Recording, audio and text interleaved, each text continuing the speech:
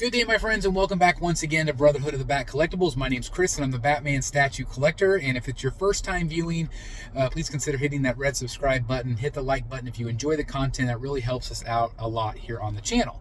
Now, this is one of my car side chats. It's maybe been a little bit since I've done one of these. But back to work, back to picking up my kids from sports, and so I've got a little time to kill. And so I thought I would talk to you fine folks a little bit today about some, whatever pressing topic there is, or just things that are on my mind. And this one actually comes from a viewer that hit me up and said, "Hey Chris, can you talk a little bit about focus? Like, should I focus my collection?" And I've got some things to say about that. There are obviously pros and cons to having a focus. I always say, kind of our mantra here on the channel is to collect what you love. And that's good advice and bad advice, I guess, because if you collect everything you love, then you might have this giant hodgepodge collection, and it might, end up stressing you out. And that's exactly what happened to me. So that was my personal story, where I was collecting everything I loved: Star Wars, Marvel, Batman, you name it. And it was stressing me out because it was costing so much money. And this was back 10 years ago when the prices were a lot less. I can't even imagine trying to do something like that now. Now, when you collect everything, if you have an unlimited budget, let's say, and you collect everything you want, that's great. But you also have to consider space, and you also have to consider, will it look good displayed? Or will it become just, too busy? Will it become kind of like a hoarder type situation?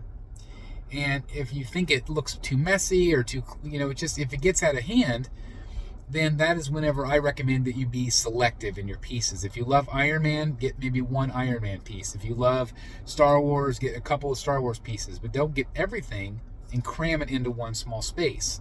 Now, if it doesn't bother you, then that's fine. That's fantastic. But if you're somebody that posts your photos online or shows other people, you might get some feedback that says, "Oh, it looks a little busy, it looks a little crammed." So again, it's up to you. It's all personal choice. I like more of a streamlined, clean look. But even my streamlined, clean look can sometimes look cluttered. Like right now in my Bat Cave, it's very cluttered because I don't have the room. But I've been buying pieces knowing it's going to go into the new Bat Bunker space, which is almost done, by the way. Okay, we're getting very, very close. So yes, collect what you love. I'm going to give it a good example. So my friend Jeff Delaney over at Secret Sanctuary, again, if you haven't subscribed over there, what are you doing? Freaking go over there and subscribe. Phenomenal collector. Collects a lot of movie pieces specifically, some Marvel, some DC, but a lot of movie pieces as of late. He's kind of shifted his focus a little bit, whereas before he was mostly comics. He also collects CGCs, vintage, Golden Age books. Again, phenomenal guy. So he recently is collecting what he loves. And he has a hodgepodge collection. He has pieces from different lines, different genres, and he all makes it work. He has a very small space, though. And so he has to be very selective on what he gets. And if he, like right now, he's getting some big pieces from Legendary Beast. And what he's having to do is he's having to make some sacrifices. He's having to sell some pieces in order to accommodate the new pieces. Okay? And that is something that you as a collector, if you have a limited amount of space, that's something that you have to be willing to do. Some collectors say, "Chris, I'll never ever sell." Well, that's great. But like for me, that's not feasible because I want new pieces. So you can only get so many pieces in the space that you have. Most people don't have a giant gallery space. They have a bedroom or an office. Okay? Sometimes a basement if you're lucky. But, space is a premium. So, yes, you can collect what you love, but I do feel like you have to be selective in that, especially if you are limited to space. Now, for me, picking a focus and not collecting everything I love, but picking one focus. I collected Star Wars, I collected Marvel, I collected DC. So I had to decide, and for most of my childhood, I collected Star Wars. All the way up into my teens, I collected some high-end Star Wars stuff, Gentle Giant Star Wars bust. That's kind of what got me started in the hobby. But even though I loved Star Wars, I loved Batman more. And I loved Batman and his villains. So that was my focus. And the reason I did that is because I was getting stressed, because there were so many pieces that I wanted. I had a limited amount of space, especially at my old house. I started out in my basement, but it was also my family space as well. So I had these little tiny cabinets that everybody thought looked like aquariums.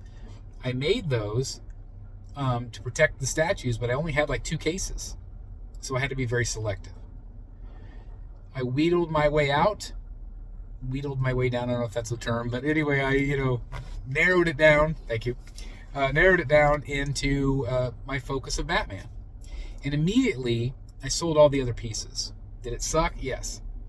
But by narrowing that focus and only having a certain genre, so to speak, it helped me not only take all of those funds that I sold all the other pieces, I was able to funnel those into new pieces. And at that time, there weren't very many, which is great, because then I was able to put a bunch in my bank account until the rainy day, until a new piece came out. And that has worked very, very well. I've let the hobby fund itself, if that makes sense. Keep rolling it over. Yes, having a focus has helped me tremendously. Does it still suck if I want an Iron Man piece and I can't get it, or a Davy Jones piece from Pirates of the Caribbean, or a Star Wars piece? Like, there's so many pieces, but I live through you. I live through other collectors. Whether you're on YouTube as a YouTube reviewer, like Mr. X or Jim Mint, or any of those guys, George from MCE, like so many great reviewers, art statue collector, everyday collector. There's like so many amazing collectors right now that are reviewing. I get to live through them because they get pieces that I don't get in. Yes, I still want them. Yes, there's still a passion for wanting them. But at the end of the day, I know that my money is going toward the thing that I want the most. And that works for me. It might not work for you. So you have to decide. You have to make a choice. Are you going to focus? Are you going to focus with kind of a narrow and just say, I'm just going to do movie pieces? And can you break your own rules? Heck yeah, you can. I broke my rule recently when I ordered a Vampirella. That's not Batman. But I love the piece, and I'm going to make it fit in my collection somehow. Maybe. I don't know. We'll see. But I ordered her. Yes, we can break our own rules, but if you continuously break your own rules, that causes stress. And it can cause issues, right?